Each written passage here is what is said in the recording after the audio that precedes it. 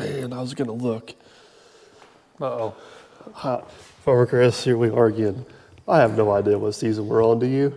No. No, I've lost track. I don't even know. We lost track last year. I don't know if we ever know what season we're on. Yeah. We're just going to have to do the old-fashioned refer to title. Refer to the title. Because I don't know what's going on. But we're back for another episode of A Few Points from Perfect. And, I don't know when they're going to see this. This isn't quite as Yeah. as much of the history channel as the other channel. But, here we are. Yeah, we've already got some recorded, so depends on how we phase them in. So Yeah, there might be an episode where the tile plow's not green, and there might be an episode you guys are just going to have to. well, that's even a new one on me there. Oh, you didn't know that was green? No, I thought it was going to be yellow. No. Well, the problem is somebody bought too much green paint. I can tell. And I'm not going to give Aaron the satisfaction of yellow. Yeah. So, No, it's at least it's not orange. it's going to be unique for sure. I don't care what it is as long as it works. Yeah. So, all right, Farmer Chris, this is we're going to switch roles. This is your episode, I guess we're here. Well, I thought we'd just go back to the roots of what the channel was, A Few Points from Perfect. So, Yeah, you know what? that was original 5 years. I think it's 5 years. 5 or 6 years, yeah. So Yeah. I've just been taking some notes on a few things boy. over the years. Okay, so I've known Farmer Chris for a long time. There's one thing I know for sure. If he takes notes, we're all in trouble. Oh boy. Well, it ain't no picture of a map nowhere. So, I mean, he's got good notes. I'm not denying that fact. So we done a Dirt Perfect last year. I don't remember what we did, but yeah, probably. So we're a full year. That's right. out. We did Dirt Perfect one, but I think the one that was even more intriguing, and I happened to see that episode, is the Farmer Chris one. Oh, really? Yeah, Yeah. I think you got more views than I did. All right. He was Farmer Chris. Yeah. But, So here we are a year out from where we done our Dirt Perfect last year. Did you meet your goals? Is Dirt Perfect where he thought he would be, or? that's a good question, and man, that's a question. You know, right there. for me and you, sometimes we don't see a lot of difference because it's a slowly day-by-day trend, but Yeah. seems like you're busy. You're not looking for work. No, busy, not looking for work. I would say, and this is going to lead into the podcast we're going to do next. You can't give too much away on this one because the farming one has been a very interesting year, Yep. to say the least. And I got some notes for you. Oh, boy. Here we go. Trading off, ain't we? And and I'm going to go even a little bit farther. Is we did the Farming's a Lifestyle podcast. Yep. And then we're hoping to get your banker on this year. Yes, yeah. Because farming economics and everybody else's economics are two different things. It's totally different. I agree. All right, so to answer your question, 2025 was a good year, but it was an interesting year. Yeah. And part of it started off with the weather we had this year. Stayed wet longer. Well, we had the big flood. Yeah. So we were about a month and a half, 2 months behind really getting going. And then once we got going, we got another month behind because we were doing all this flood repair Flood stuff. repair. Yep. And I'm not the type of guy that's going to go out and make money off a disaster. I mean, we got to make ends meet, and I can't volunteer my time doing everything. But there was a lot of work in there at the park and some family work and some stuff that it was what it was. Yep. So financially, 2025 got off to a little bit of a slow start, even though we were absolutely busier than crap. The mud was around, it was miserable. But as the year went on, we actually caught back up and got on schedule. What were we recording this, December 4th, 5th, 3rd, 2nd? Today? 1st? Oh, and it's November yet, ain't it? Yeah, it's November 30th. See, I'm trying to wish it on. Yeah. Well, as far as I'm concerned, my work year is pretty much over. We got one small job actually for your sister to finish up, and we got work, but the big items are knocked out. Yeah. But we actually ended up having a really dry, good stretch through the summer, minus the fair. Yeah. And we kind of caught back up and made sense, or got everything going. This is what the YouTube side of things was the interesting side of things this year. Is it? And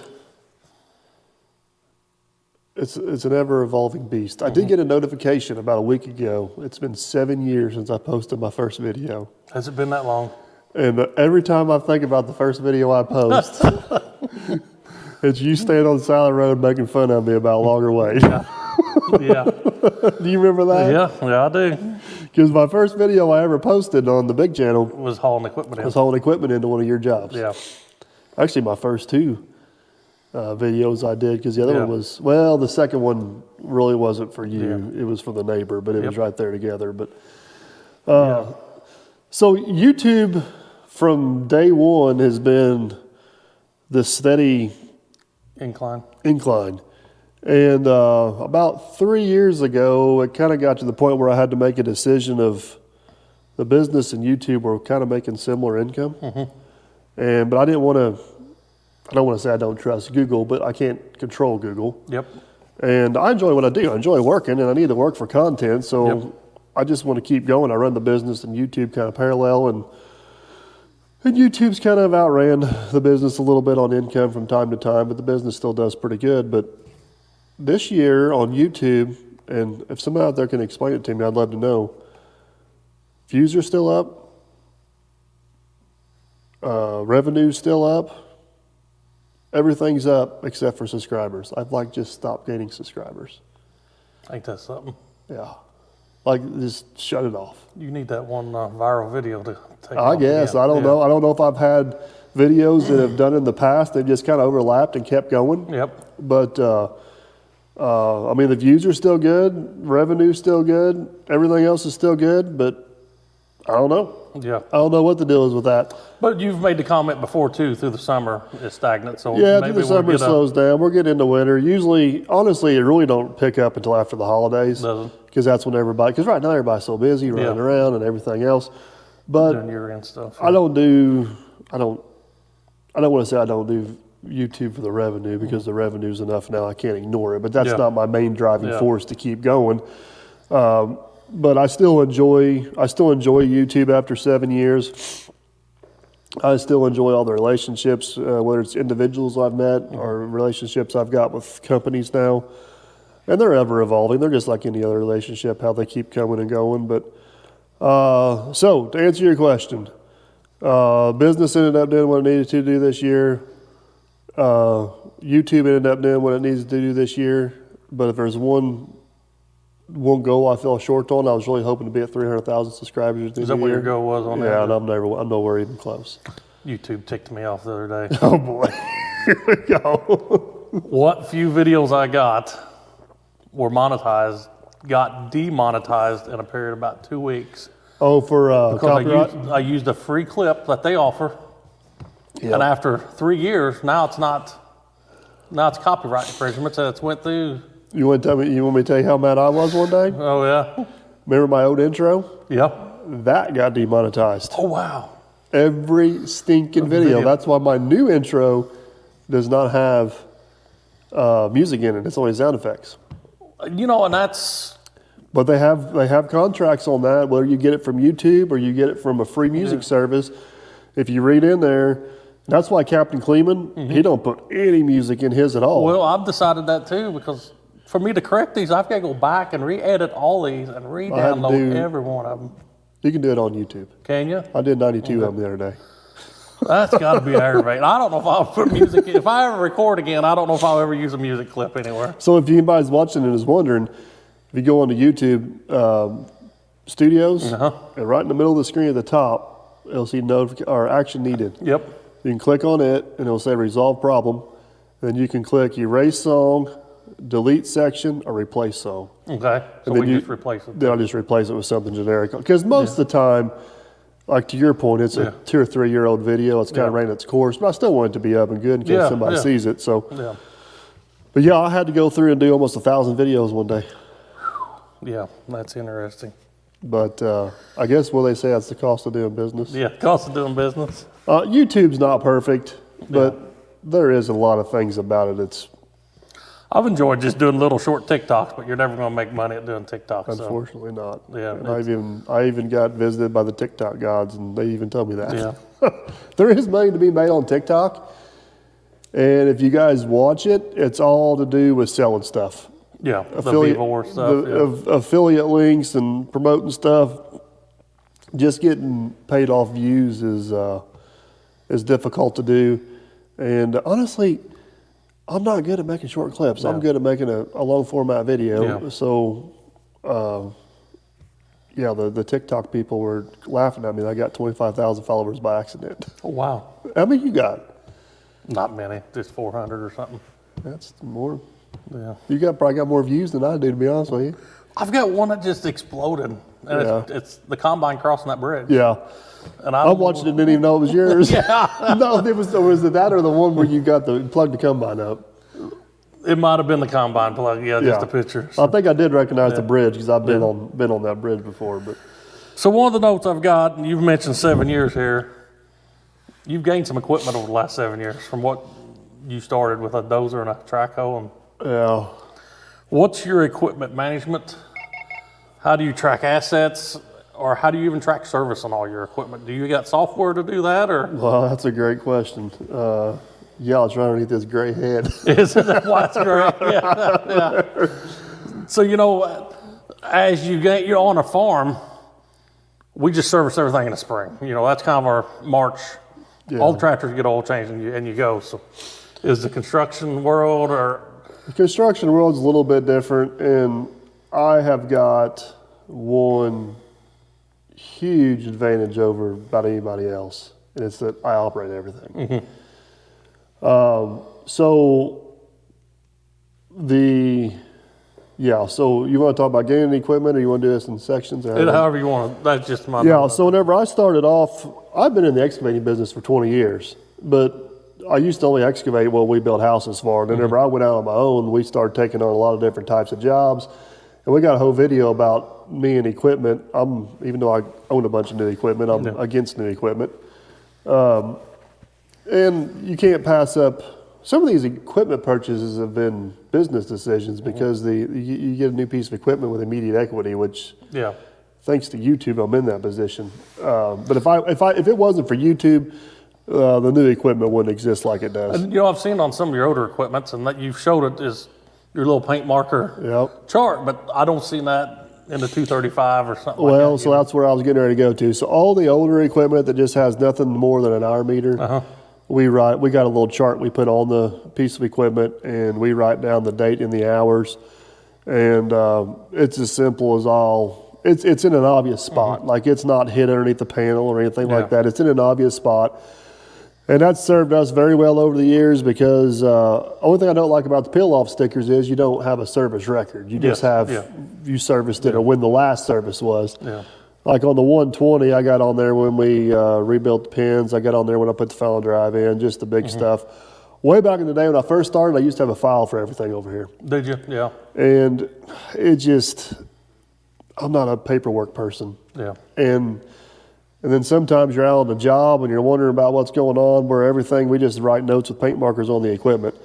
So all the old stuff, basically the non-computerized equipment, which is probably about half the fleet, we got service charts on them. The new stuff, the computer tells you when to service it, and we just go off that. Do you just go off it? Yeah, if it tells us it's time to check the final drive oil, we check the final drive oil. If it tells us it's time to change the air filter, we change the air filter. Yeah, like me in the combine, are you? Yep, that's done. No, just keep driving. No, we are not like that. We ain't got time to shut down. I mean, you've been around me and my equipment, and it's not perfect, but we're pretty freaking anal about keeping shit. I think why I wrote that down, I think I seen a TikTok or a YouTube short. It was a company offering service records and stuff to keep it on software. If I had multiple operators where machines were gaining a lot of hours without me being on them, I would have to in a heartbeat. But there's rarely a machine that'll get 30 hours on it without me putting 10 of them on it. Yeah. You know what I mean? Now, we've got a 3-ring binder for the farm. The equipment and the filter numbers, or the bulb number, that we don't have to go find it before we go pick up filters or something. But we've had to make that. We're on our second copy because somebody else thought we needed. our first copy. So that's the aggravating part about just having paper records laying around. So Fortunately for me in that department, is we got a pretty nice local mom and pop Yeah. parts store, Yeah. and they got a lot of my equipment stored in there with what I. you know, and you might run in this on your new equipment is we got to run VIN numbers because just because it's a T8330, there's so many different variances. There could be 3 or 4 different types of hydraulic filters. We're not for it. near as bad as what you guys are on your farm equipment, but I've run into that with the L220. I shouldn't say L220, the Yeah. 220 we had. Yeah. Yeah, there was a couple different hydraulic filter options, and the only thing that really aggravates me about the new stuff is a lot of times they're dealer-only filters. That's what's the pain. Yeah. Not that it's a big issue, but I got a parts store. I get everything else from 15 minutes from here, and the dealer's an hour and a half away. Now, if I'm far enough ahead, I can have them ship it to me. You guys might be able to see my extra filters up there on the shelf. It's super organized. But I thought at one time, I'm like, I'm going to stock one filter of everything I own. Yeah. What, you got to inventory all that shit, Yeah. and you got money in the Then you got to inventory? try and find out which one belongs to. Which one belongs to what if you don't write it down or label it, and it is not worth the time, effort, and money for me. And I'm so cramped for space in here. I talked to you what those shelves are built for up there in my office, with inventory, all that stuff. Inventory. And yeah, now the only thing that I would say that's a little bit different is the trucks. I do document what I do with the trucks just for DOT and insurance purposes. I don't do as good a job as what I should, but if we do like brake work or if we do like universal or do anything like that, we will make a note of that, and I'll throw it over here in a basket. But I guess one reason we get stuck on a spring service is a lot of the ag dealers has filter and oil sales Yeah. in February, so you just get your filters 15% off and you go ahead and start servicing them. So no, it makes sense. Now I will say one thing nice about Case, this like the 850 and the 140, they got what they call Pro Care, so they will give you filter and oil. They'll give you stuff to do a service for 3 years. oh wow, Yeah. So that's what they just delivered it the other day. So they, and actually they will do the service for you, but you have to take it to the dealer. oh yeah. So An hour I and a half said, away. yeah, I said, just bring it to me. We'll do the service. But Yeah. I don't know. We got so much equipment. Like we put about 1,000 hours on a Traco a year, but that gets divided up between 3 different machines. 3 machines, yeah. So it's hard to, we put close to 1,000 hours on a dozer a year, but it gets divided up between 3 dozers, sometimes 4. But the service intervals on some of this newer stretched out so It's far 800 now, too. hours. A lot of ours is 600 hours, yeah. So Yeah. you got to run something pretty hard to get 600 hours Yeah. a year on it. So I had that 220 for 3 years and changed oil in it once. yeah. And I don't know. If I knew I was going to keep that machine, I probably would have changed it a little sooner. But that's what they recommended to do, so that's what I did. So, Well, let's shift gears a little bit, and we'll gouge you a little bit here. oh boy, here we go. Over the years, you said you never needed a haul truck. Never needed a haul truck. I didn't need no damn ripper either. I've got notes of that. We didn't need no rippers. We never would buy a root rake either, would we? You're really going deep now, aren't you? But you know what I heard in the video the other day? Farmer Chris was right. You never would buy a track hole hammer, so when's this purchase coming? Oh, Chris, you're cutting deep here, bud. Yeah. Let's address these one at a time because we got them for different reasons. Yeah. So the first one I got out of all those was Haul truck. was it the haul truck or the ripper? I think you get the haul truck, and that's when you started working on Lieutenant Dan. Sorry to bring that up, but Yeah. and then it slowly switched into Bubba Dump, I think. And then I know you was at Matt's Pond. Yeah, I got fill the in. ripper. You said you didn't need rippers, and then the rippers come. Yeah. So, all right. So the haul truck, you don't know what you don't know, right? Oh, it is, yeah. And to be honest, the type of work we were doing prior to having the haul truck, Yeah. and also having that C8500 that I just didn't give two craps about. Yeah. That was a haul truck is a damn expensive piece of equipment. It is. And it don't get used.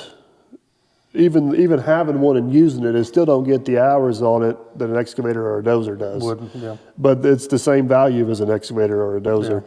So it's hard for me to justify having one. And man, without the help of YouTube and some other stuff, it would still be hard to own one. Yeah. Just, I'd have to run a lot more than what I do, to be honest with you. But after owning one, I don't know if I can ever go without one. Pretty handy, ain't it? It's pretty. So here is the difference maker, and this is what I didn't know at the time whenever I bought one. I had in my head that haul truck was only going to be useful on big jobs. Mm-hmm. I didn't think it would be useful on a lot of these small jobs we use the C8500 for, or be worth the time to haul in for this just little stuff, Little 10, small 15 job. loads, Yep. 5 loads here or there. I also didn't think it was going to save as much time as what it did versus like, I guess your sister Sarah's job would be a good one example. Oh, yeah. Loading stuff up, hauling it to the fire instead of just pushing it over Yeah, we there. thought we'd push it to the fire, but yeah. You know, and ground conditions and everything else, and the trees that kept snapping, it ends up being a lot faster Yeah. to put it in piles and load it up and haul it. I know some short hauls there. Yeah. So the ability to use on smaller jobs was a huge difference. And then having the option to switch gears and like having a plan B. Plan B ends up coming in pretty good. And I bought the chuck pretty cheap Yeah. at auction. Yeah. So that helped out quite a bit. I don't know what the hell I'd do without it if I didn't have it now, but That dam would be done if you didn't have it. yeah, Lieutenant May would be done. That's for sure. But the flip side of that is now that I have the truck, we also kind of cater the business to that too, right? Yeah, So we're more apt to take on certain jobs and do certain things because it is available. Where in the past I would have said, You'd have passed on the job. Yeah. yeah. So it does give us a lot of options, but this goes back to if you guys go back and watch my podcast on equipment, this is why I'd much rather buy, in my situation, much rather buy, let's just say 3 pieces of equipment for $100,000 than to spend $100,000 on one piece of equipment because it gives you those options, even if it isn't new, shiny, and great. Because, I mean, our haul truck is not new, shiny, and great. And I don't know if anybody watches Gavin Spore. Yeah. You know, and he They opted get a out lot- instead of buying one new combine. He's running 3 or 4 used ones, and one breaks down, he hops Keeps another on one and going. keeps on rolling. So And the people that don't think that that's cost effective are crazy. yeah, Because it is. I still say to this day, the most profitable machine I got's the 120. it's your baby, ain't it? That's my baby. It just don't get ran enough. But Yep. I didn't, like the rippers. You said you Now- never did rippers, but in my defense, you've used them quite a bit though. the only reason I bought that ripper is from day one was to build a tile plow for it. Oh yeah, yeah, That was the reason behind the ripper. yep. Is I knew Clint said he had a ripper up there. We kind of seen the writing on the wall of what was going on, and I was like, one, I'm a multifunctional guy, right? So if I can buy these rippers, build the tile plow tile, and use it for rough ground, blah blah blah, that ended up being a good decision too. If I didn't have the tile plow in my head, I still don't know if I would have bought the rippers. But now that I have them, I'm glad we have them to use them. I will say this much though.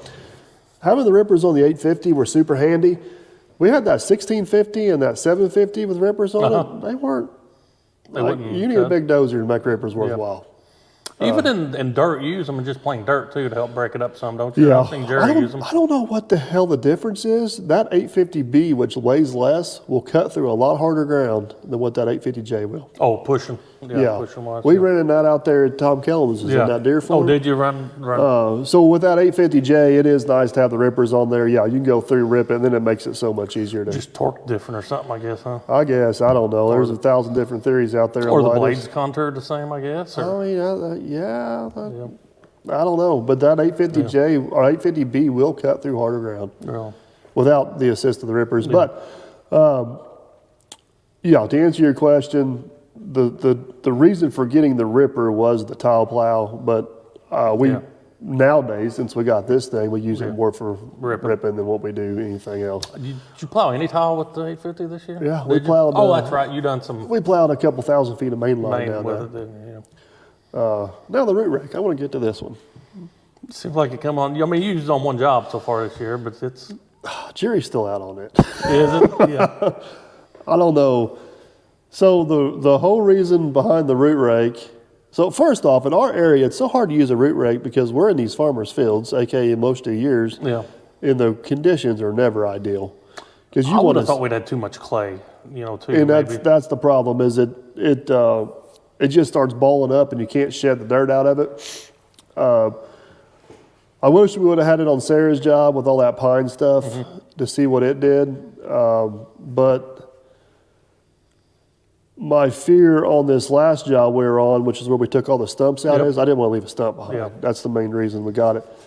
Now, does it help? Yes, absolutely it helps. But they make a tool that grinds all that stuff up. There's a company up in Canada that makes one. It's like a milling machine for asphalt, Oh, really? but it's for subsoil. It goes 8 inches deep. And it's got teeth on it, and it rotates around fairly slow. You can run it on a skid steer or on a tractor. They recommend you doing it on a skid steer because you can reverse it if something gets stuck into Jammed it. in. But it grabs those roots, and as it comes around, it pulls them through a set of knives, Oh, yeah. and then it shoves them back in the ground. Or if there's a stump in the ground, you can grind it off. I mean, not a big one, but Yeah. a small one, but grind it off about 6 inches deep. The root rake was $3,200 from Clint. Yeah. Pretty cheap. That thing's 60 grand. A little labor to get it mounted, but yeah. So Let me ask you this. Did a root rake on a D4 handle better than the root rake on the skid steer? yes, yeah. The D4, I was curious about it because our root rake we got was, it come off the same size John Deere dozer, but it's still pretty big It for looked that. pretty big, yeah. Yeah. But the D4 pushed it fine. It did what we needed to do. The problem with the one we built for the skid steer was more for cleaning up brush behind the limb saw. And the skid steer, it wants to pull you left and right too bad whenever a corner gets sucked in. But I don't know. Root rake was cheap. Clint helped me out on it. The real telltale sign is going to be whenever you go to plant down there this year. Yeah, get it worked up and see Yeah. what it does. Well, you They, mentioned... the brush disc. Oh, I think the brush disc was the biggest help on that clearing ground. Though. Yes. Oh, man, it's... With the tractor I got, I wish you had a bigger one. But, no, it doesn't. Coming from the guy, I don't have anything that'll budget on tires. I know. Well, a dozer. I've seen you put with the dozer for a while. You just gotta go one direction in Yeah. your loop. But no, it's man, that brush disc. I seen it come off the ground over some stuff, and it just keeps on taking a beating. So. I know, and I think if you root raked first and then Yeah. brush disc, I think it would be a pretty I good gotta go fix combination. a tire on that yet too. Now that you mentioned it, it's still sitting there. That must be he owns half, I own half. My tire's still good. His tire- Your side's still good, ain't it? Yeah. Well, you mentioned a hammer. Is a hammer too hard on equipment? So I know at your rock wall stacking job, you Yeah. beat around on that rock for a while down there and never Oh, did yeah, get. aggravated the piss out of me. That's a good point. So here's the deal with a hammer. Root rake, you can throw over in the weeds, not have anything to do with it. Tile plow, throw over in the weeds. Yeah. It's fine. Hammer requires maintenance. Does it? They got nitrogen charges on them. They got the bits and the grease, and it's just not something you can let sit in the corner and Expect to work when you go expect back to work when you go back to it. It also comes down to the cost. A hammer for that 220 or 235 is $60,000, $70,000 again. Wow. Yeah. That's a lot of money sitting over on the corner that you use once a year. might need once a year. Yeah. And a hammer is the absolute most destructive thing you can put on a machine. On the pins and bushings, Yeah. vibration. So if I ever get into a situation where I need one, I'm not a big fan of renting equipment. Like Eric's talking about building a house up there, and there is a rock back there we'll have to hammer out. I'll just get a hold of Bob down at Diamond Equipment and Just rent one. just rent one. And there's a chance I might even rent his machine to go with it. Yeah. You know, see what happens. But I mean, if you're a big utility company or a highway contractor or like Luttrings that use one 6-8 months out of the year, yeah, absolutely, it's a no-brainer. But I got a lot of other things out there to spend that kind of money on than just sitting over in the corner. Need to find just a demo ball at an auction somewhere to drop or There swing or was one up there at auction a couple years ago, but man, those things go high. Do they? Do they? Wayne Linetti used to have one. Yeah. You just pick it up and drop it. Yeah. So I never say never because Yeah. it'll bite me in the butt. But That's what I got here. I'd say out of everything on that list, even if you asked me 4 years ago, a hammer's the Dan Harding's got one that'll fit on the 140 up there. Oh yeah, He's yeah. got for his little Wallow. That's the most likely scenario Yeah. I'll end up with the hammers if Danny ends up selling his cheap. Yeah. That'll be the things. If I find one cheap, Get one Yeah. grabbed up. Where was I going to now? The stumping job. I know stumping's your favorite job, right? it's a lot more fun with the new bucket. But typically, a stumping job's your worst disfavorable job. It's Out of hard. wh- It's hard on equipment. Out of what you do now, what is your favorite job to do in a year's time? Clearing brush, tile, just pushing dirt, building ponds. You know what? This is going to sound stupid, but to be honest with you, I actually enjoy it all. And if I had to do any of them 365 days a year, I'd hate them all. Yeah, But me and Aaron talk about this quite a bit. About the time we get tired of something, it's about the time we're getting done and we're moving on to something Yeah. else. So in the springtime, we spend about a month and a half doing tile hard. And by the end of that, we're like, all right, we're done.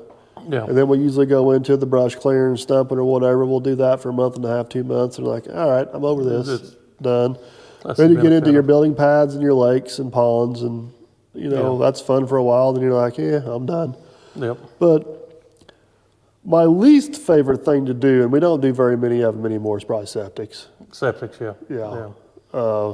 Just because of the oversight, I guess, maybe, or just, Just malevolent? because it's not always on your time frame because it's super weather dependent. You got to wait on inspections, and it's probably one of the more labor intensive things we do now. Gunner's getting pretty good at a lot of the labor stuff, and they don't make great videos. They are good money to put in. They don't make good videos, but so my least favorite thing to do, I don't know. Everything we do on the job's probably pretty good. You want to know what my favorite thing to do is? Piddle right here in this shop. Do you? Yeah. I'd get tired of it too if I didn't get to go out and run the stuff we work on, but I would. Yeah. I'd stay right here in this Now shop. you guys put that table and It's- lathe in and tinker in here, yeah. Whenever the weather starts getting nasty outside like it is now, it is super hard to get motivated to go do something. I bet. Yeah, I hear you on that. It's this. I was telling somebody at church this morning, for November in southern Indiana, it has rained more days than it has not in November. For the month of November, we got 2.3 inches of rain. I know we haven't got it. It's just drizzled day in and day Yeah. out, foggy, cloudy, gray, and it's putting a hamper on my farming. Yeah, it's. I don't know, but of course, here we are again. We usually roll into the shop. We're a little bit early this year because of what you just spoke about, but we usually get pretty serious in the shop about right before Christmas, and we're usually in the shop till about the 1st of March, so about 2.5 months. But So we got two more topics to cover, and I don't know which one to cover first, but we'll get them both.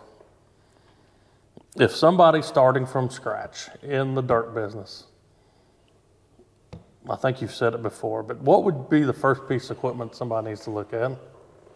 so a little thing we're gonna have Captain Kleeman on here. Oh, that's right. Yep. We can. So Captain Kleeman, if you guys don't know, he worked for me for I think 7 years. Yeah. And then he's helped me for another 7 years, and then he's kind of going out on his own Yeah. now. And he's I don't want to say Captain Kleeman's eating a lot of crow, but I think he's seeing stuff from the other side of the Yeah. fence and kind of getting a reality check on what Kleeman's doing good. I don't want to paint the picture he's not, but getting a reality check of. I guess what I'm trying to say is a lot of the things I did whenever he worked for me are making a lot more sense to him now. We can come back to this. So, what I was going to say is we need to ask Captain Kleeman this same question. then. Yeah. But I mean, can somebody make money if they just buy a skid steer and go out and start doing some skid steer limited? You need a mini first, or both, or so I don't know if there's a blanket answer to this because it's going to come down to probably your area where you're at. Yeah. And where do you want to end up at? Like, do you always want to stay small or do you want to get into bigger equipment? And just because you have smaller equipment don't mean the profits are smaller. Yeah. The profit's not always proportional to the size of the equipment. well, you just said like a septic system makes decent money, and if you had a a decent mini and a skid steer, probably you could.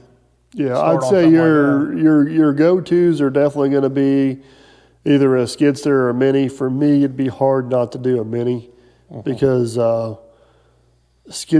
more people still own skid steers than own minis, so you're most likely to get jobs off that. Like that. The problem with a mini is you're going to have to keep it busy to keep it going. Yeah. But man, if you can find and you can use a mini to do this, you're going to have to do something different than what everybody else is doing. So you got to find that little niche, or like some guys, or you're going to do what everybody else don't want to do. So a lot of these guys that get started, they get started in water and sewer. Jeff, Ground to Glory, that's what he did. Oh yeah. And made a killing and started doing that. Now he's starting to move up into bigger jobs, so that opens it up for somebody to come else behind him. In a lot of ways, we're kind of the same. We started in a lot of that smaller stuff, and I'm kind of giving some of that smaller stuff to Kleeman now because it's, we're kind of on up the food chain a little bit. But man, I say networking and connections and who you know is probably more important than your equipment. Does that make sense? Yeah. You gotta get the word out that you want to do work.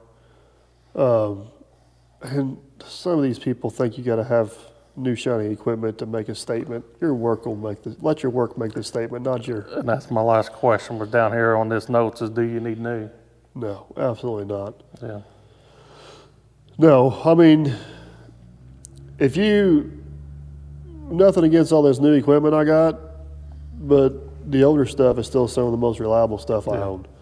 The older stuff is still some of the most cost-effective stuff I own.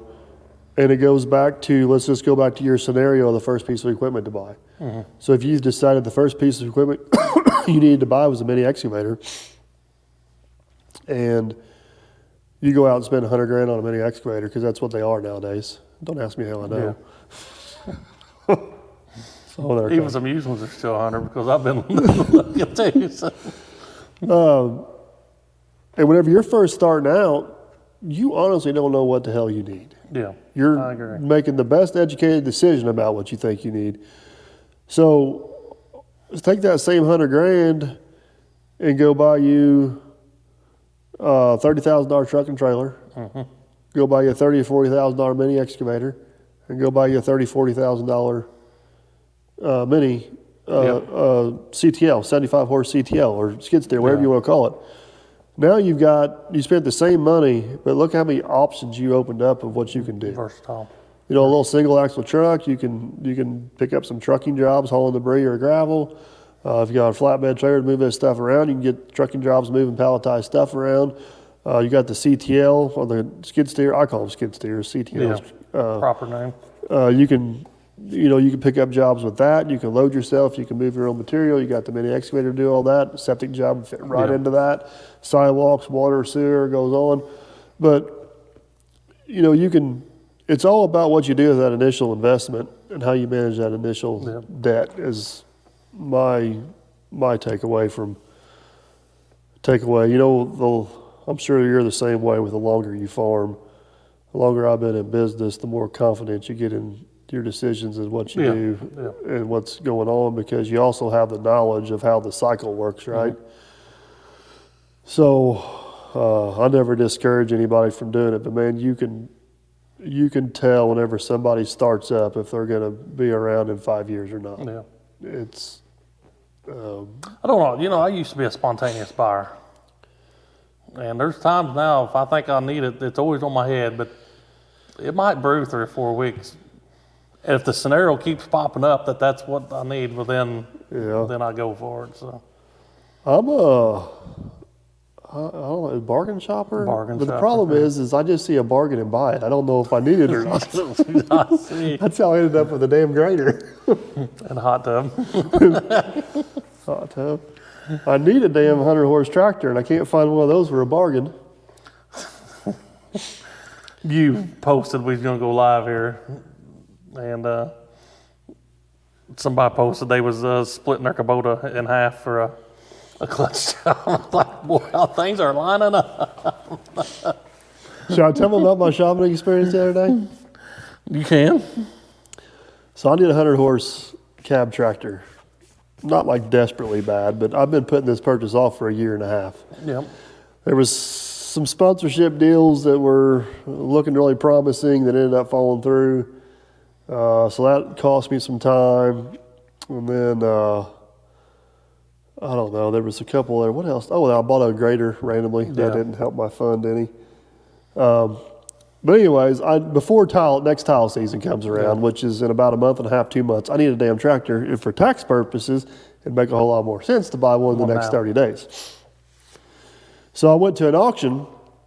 There's Ted Everett's? It's about Everett's. 2 hours north of here. Clinton CNC Equipment goes from there. I think he's Yep. filmed a little bit from time to time. And they're mostly known for nice farm equipment. So I go up there, and I'm not a super brand loyal guy. Yep. Obviously, look at my fleet. But John Deere as a company just pisses me off. Case as a company, even though I have absolutely nothing to do with Case Ag. Case Ag, Case Construction, they're owned by the same people, but they're split. So Case Construction's been good to me, so I'm thinking, I want to be good to them. So been kind of leaning towards a red or a blue one. But haven't really found anything I like. But here's the kicker. I can't believe these words are going to come out of my mouth. So the auction didn't have a whole lot to choose from. They had one red one, one blue one, one green one, and they had an orange one. They had a damn Kubota. I've never been in a Kubota tractor, so I could not. So for what I'm going to use this tractor for, we're going to be in and out of it a lot. So egress is a big thing, and I like simplicity. I just need a damn gear shifter to put it in gear to go. And of all the tractors up there, the Kubota, I like the best. I'll tell you another tractor that I like as far as the egress and simplicity of it's McCormick. Oh yeah, McCormick. Yeah. I don't know nothing about a damn McCormick tractor. The only one I've known around the county's got one. So Do they? yeah. I know Kubota's parts are expensive as hell, but at least you can get them. I don't know about a McCormick. Yeah, I don't even know who carries McCormick. But the damn, like the air conditioner dial at a McCormick, like the knob is like this tall. Really? Easy to find, ain't it? Yeah, everything's color coded really nice. But I don't know. There's a local Kubota dealer north of here that called me about a week ago and said they had a real nice Kubota trade in it. I told them to go to HE Hockey Sticks. Now I'm thinking I'm going to have to go look at it. Now you're gonna go look at it, huh? I'll tell you one thing. If I buy a Kubota, I can promise you one thing. It's going to be mechanical injection, pre-emissions. You know, and I don't even know what motor they run in them. Kubotas. Do they run a Kubota in them? Yeah. So I did talk to a Kubota guy at a trade show the other day, and he spotted me walking through the booth, and he wanted to make sure he pointed out all the changes they've made. Really? So Yeah. first thing you say is, check out that dirt funnel. Yeah. Yeah. The Which dirt it's better, but it's still a damn dirt funnel. Is it? So Puts that dirt down in there. anyways, I don't know. You run all blue, which is basically the same as red. Yeah.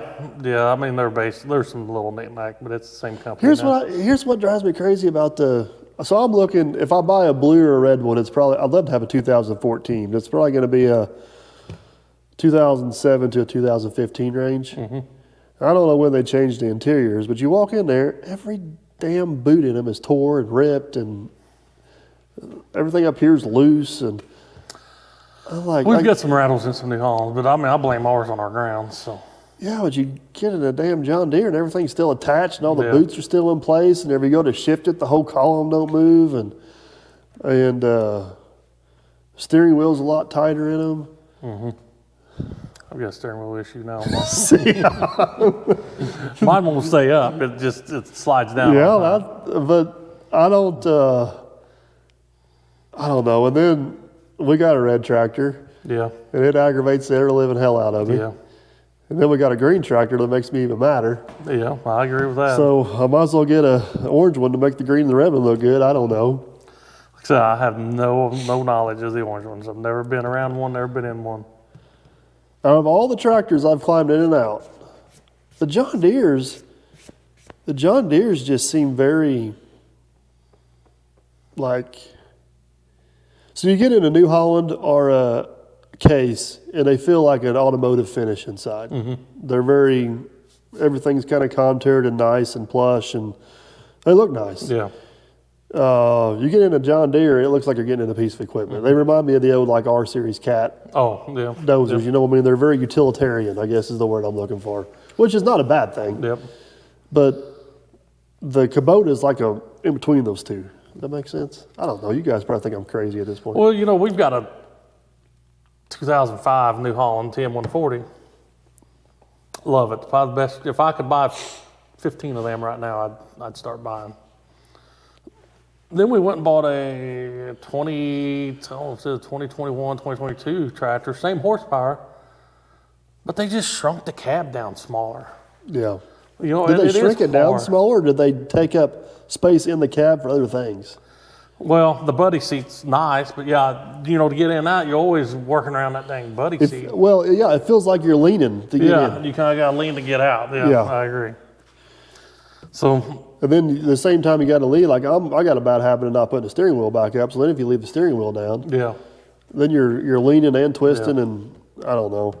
Balance gets there, you fall in. Yeah, yeah. So, all right, down the rabbit hole. oh boy. No. So I'm going social media now. Okay. Does it aggravate you seeing stolen content on like TikTok?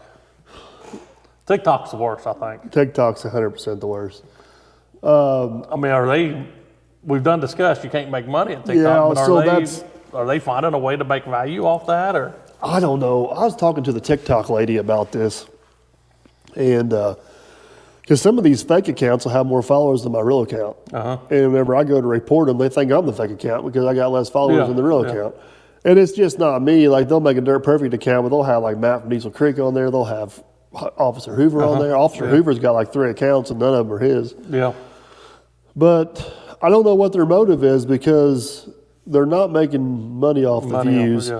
Unless they are using that follower base to then switch the account over to something else and try to sell something. That's the only thing I can figure. But it used to aggravate the hell out of me. But here's where I'm at with it at this point. Mm-hmm. It's free advertisement. It is, yeah. Now, Facebook and YouTube, we'd have to shut her down. Yeah. But TikTok at this point, I'm just like, it ain't worth my damn energy. It ain't worth the effort. Yeah. And then on YouTube, do you get a good chuckle? Everybody trying to guess your net worth and tell your story. And, Oh my gosh, they are so far off. I shared one with you the other day. The first half, I thought he done pretty good. Then he Yeah. just went, He woo. went He way took a off, left yeah. turn and took off. But, They are either way up here, yeah. or they're either way down here, and there's nobody right I here. get a laugh out of them if I watch them for sure. And then there's the one why Aaron's accident, and there's why Mrs. Dirt Perfect left. And Yeah. I guess that's how you know you made it big on YouTube if they're having tabloid stuff getting against you. But Yeah. I don't know. I don't think any of my network would be public in any way, shape, or form, would it? Because there's a lot of stuff I'm involved with that ain't nothing to do with YouTube. No, I agree. I'm probably a lot broker than what a lot of you people realize. Yeah, it's interesting to watch those. It's funny. And they're out there for a lot of you, the bigger ones or whatever. Yeah, they're just trying to use the name for. Now YouTube has kind of cracked down on not that in particular, but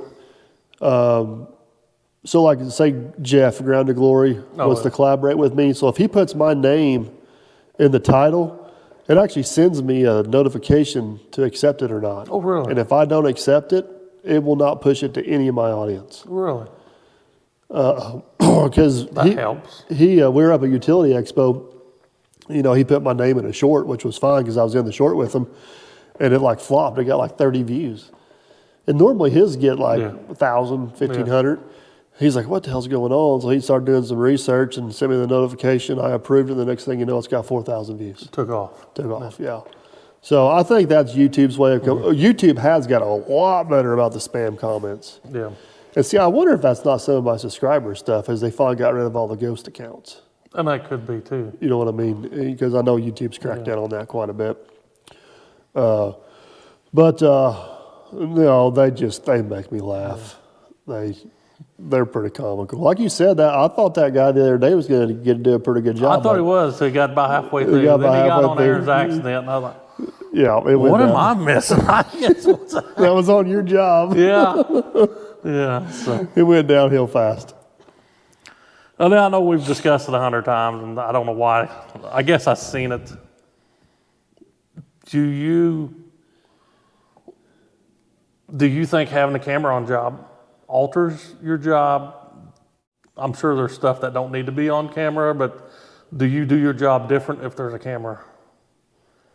As And far I as- guess what I'm going to, I watched a little clip on Bobby Goodson, yeah, but they had the Discovery Channel, and yeah. they just felt like the camera crew handcuffed them a little bit. But you got the camera versus a big camera. Yeah, crew. well, that's I had the same conversation with Tony Beats whenever I was up there about we got free reign to do whatever we want. Yeah, And you can probably vouch for this because you've seen us do jobs with the camera and you've seen us do jobs without the camera. I don't think from an efficiency standpoint it slows us down very minimal. no, yeah, We do the same, well, not pretty much, we do the same quality of work whether we film Yeah. it or not. I will say this much though, sometimes that camera is a little extra motivation to get it done that day because you need to finish the video out. I see. I mean, so Yeah. that is a positive for sure. What I have found out is we went back and worked on jobs we worked on before. It's nice to have the video evidence of what you did. I think customers like having some video evidence. I just don't know if evidence is the right word. Documentation of what went down. You can sit here and argue all day long about the negatives, but I think the positives either equal or outweigh them for the most part. I think the whole trick to what we do is how we go about it and just being efficient at it. Yep. Because we can let it slow it down. We can let it slow us down if we want to, like if Chris lets diggers around or if something's going on or if it's just a slow day. But if it's a hammer down, get it done day, There's a lot of stuff don't get recorded. yeah, we can record the highlights and get the point across and move on. So Yeah, I know Longer Wade was on Hacksman, and you watch Bobby Goodson and the Gold Rush, and that's a lot of manpower to push around, a lot of cameras. for what? Pushing, yeah. I am super thankful I never went down that route. I don't know. That's a whole other podcast one day. But there one time where I thought Bobby Goodson was done, but he's back logging some again now. Is he? I haven't talked to him in a while. I need to get a hold of him. I got his phone number. It seems like he's getting back into it from what I've seen, some stuff. So maybe he has. Maybe it's old stuff I'm watching, so I don't know. Yeah. No, Bobby. I never met Bobby in person, but I've talked to him several times. He's a good dude. But I mean, it's just like anything else you do. There's good and bad with everything. You just gotta manage it. So what do you think 2026 is going to bring you? I don't have a damn clue. It's hard to look at the future. Yeah. Several tile jobs lined up. I better hope this little thing does the trick. Yeah. We got several tile jobs to round up. We got stumping job to finish up for you. Yeah. Seems like ponds, one or two ponds One or two ponds. always come in. There's some potential for some other pretty fun stuff to get sprinkled in there. I thought I had a deal done on some property the other day, and the guy peed me off and went the other way. Yeah. But there's another piece of property that's Potential. showing signs for possibly being for sale. We just got to get the price right. So I would, looking in the future, so 2026, I think it's going to be a lot more of the same old moving forward. There's been some corporate people move around behind the scenes that may throw some wrenches into some stuff or open some opportunities up. But I will say this much, the 10-year plan. So in 10 years, I'll be 54, 55. Gunner will be 21, almost 22. And Macy will be 25, almost 26.